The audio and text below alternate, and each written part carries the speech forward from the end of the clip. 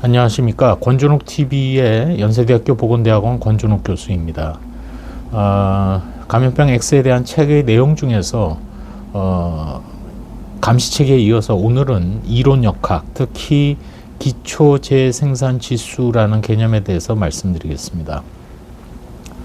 감염병의 관리에 있어서 여러 가지 분야로 접근을 많이 합니다. 역학적 연구 방법 중에 관찰 연구, 분석 연구 등이 있고 또 실험 연구 등이 있습니다.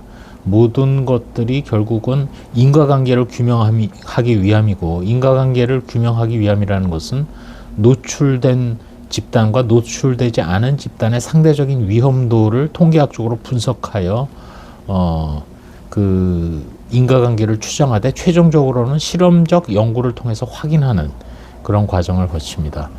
이론 역학, 모델링 메서드는 이거와는 좀 접근 방법이 다릅니다. 이론 역학은 현실의 세계를 분석하고 가장 적합한 모델을 만들고 그걸 통해서 새로운 영역을 탐구하는 그런 방법론입니다. 감염병에 있어서 코로나 초기를 기억해 보시면 사실 코로나19와 관련해서 기초 재생산 지수가 뭐 2.2에서 3.3 사이니까 한 3 정도 된다는 얘기를 코로나 브리핑 때 들어보셨던 분이 계실 겁니다. 기초 재생산 지수의 개념은 뭐냐? 세컨더리 어택 레이트과는 조금 다른 개념이긴 합니다만, 어쨌든 모두가 감수성이 있는 집단일 때 한 명의 감염자가 얼마나 재감염을 생산해내는지를 계산해내는 겁니다. 이 기초 재생산 지수를 어떻게 계산하는지는 앞으로 차분히 분절해서 또 설명을 드리겠습니다만, 어쨌든 감염병마다 좀 차이가 있고, 아주 기초적으로는 그 감염병의 컨택 레이트, 접촉률, 그리고 그 감염병 고유의 전파력, 트랜스미션 프로바빌리티, 그리고 그 감염병의 전파 가능한 기간, 세 가지의 곱으로 계산을 하는 것이 원칙입니다. 그러나 그것 외에도 여러 가지 다른 방법의 계산법이 있습니다. 이 얘기를 듣는 순간 이렇게 생각하실 겁니다. 그 감염병 고유의 전파 확률, 즉 트랜스미션 프로바빌리티나 그 감염병의 전파 기간, 듀어레이션, 두 가지는 거의 변함이 없을 것이다. 그렇지만 그 감염병의 접촉률, 컨택 레이트는 감염병마다 많이 다르겠구나. 아니, 감염병의 위험에 처한 집단마다 매우 많이 다르겠구나. 이런 생각이 퍼뜩 드실 겁니다. 무슨 얘기냐? 우리가 인플루엔자를 생각해 보시면 어떤 사람은 하루에 접촉하는 사람이 많은 직업을 가진 분들이 있습니다. 예를 들어 어떤 분들일까요? 학교에서 학생을 가르치는 교사. 그분들은 교실 안에 있는 학생들에게 충분히 접촉할 수 있는, 하루에 아마 접촉한다는 거에 정의를 또 따로 내려야 되겠습니다만, 어쨌든 비대면으로, 대면해서, 비대면이 아니고 참 대면해서 같은 공간에서 최소한 5분, 10분 이상 머무는 그런 접촉을 하는 집단이 매우 많을 것이라고 바로바로 생각하실 수 있을 겁니다. 사람마다 다를 것 같습니다. 저 같은 경우 교수실에 하루 종일 앉아서 가끔씩 오시는 방문객과 얘기 나누는 정도라면 하루에 접촉하는 사람이 가족 외에는 매우 적을 수 있을 겁니다.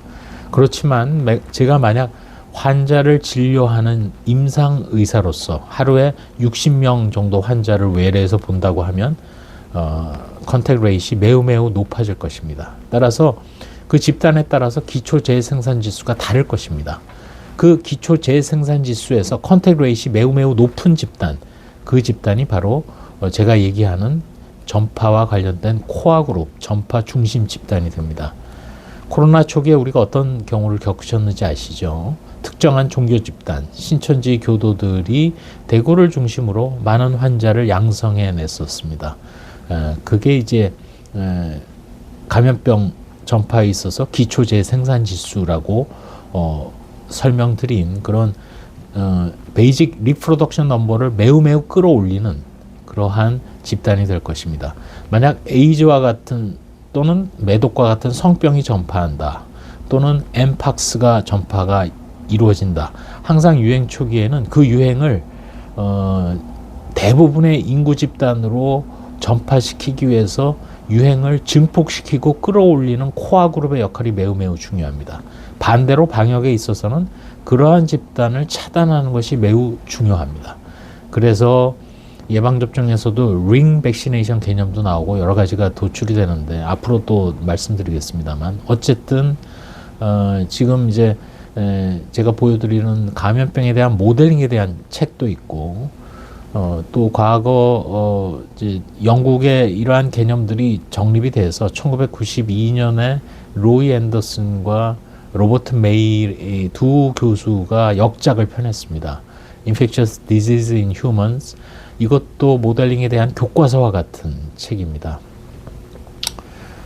이런 책들에 근거해서 코로나 당시 브리핑으로 설명을 드렸던 것이고 앞으로 제2, 제3의 감염병 X가 등장했을 때 전파 경로와 또 도입되는 장소, 지역에 따라서 그 집단 내에서 우리나라 인구로 치면 어떤 집단이 코어 그룹이 되고 이 감염병을 초기에 증폭시켜서 전체 국민들에게 노출을 확장시킬 것이냐, 그거에 따라서 기초 재생산 지수가 폭발적으로 높은 집단을 초기에 찾아내고 방역하는 것, 그게 매우 중요합니다. 그걸 차단할 수 있다면 유행의 규모를 매우 낮출 수 있을 것입니다.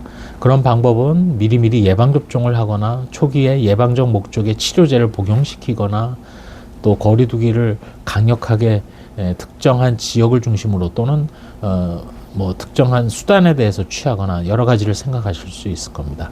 이런 모든 것들이 이론 역학, 특히 모델링을 사용한 여러 가지 수학적 방법이 동원된 이론 역학에서 유래되었다는 말씀을 오늘 드립니다. 감사합니다.